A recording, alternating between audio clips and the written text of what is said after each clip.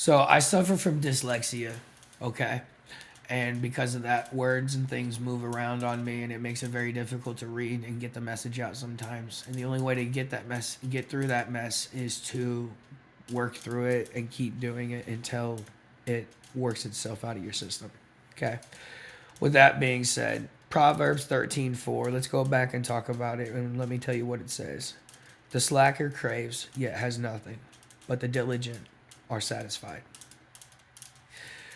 Let me tell you a story. This will be part one of a two-part series. The story is this.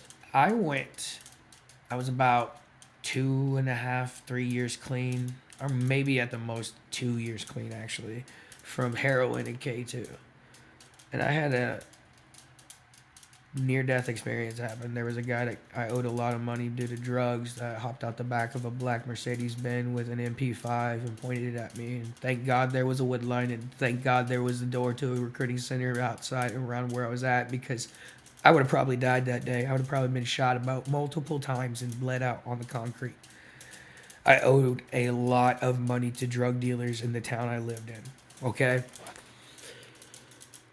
I talked to a recruiter, changed my life, began the path to becoming a soldier. And on the day of going to MEPS, I got up at 5 o'clock in the morning, bit my knee, kneeled down in front of a cross at a Methodist church, and told God, if you give me the chance to be a soldier, I will never turn my back on you. I will sanctify your name, glorify and praise your name, and follow you always. Please let me become a soldier. I don't want to be famous. I don't want to be rich. I just want to serve my country.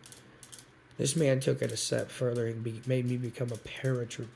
Gave me the blessing of becoming a paratrooper. Right? This is an example of Proverbs I'm going to be telling you now. I made a mistake.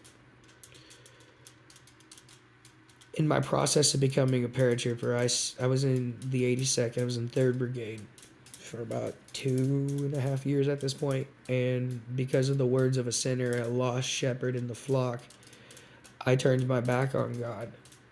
I let the words of somebody else dictate my compassionate love and connection with God and Jesus. And in 6 months of converting to Norse paganism, I had my career taken from me by an act of God. I had another jumper land on me in Sicily drop zone during a nighttime combat jump. Caused my back to have issues. They had to deploy, and I ended up being medically chaptered out. Now let's go to part two.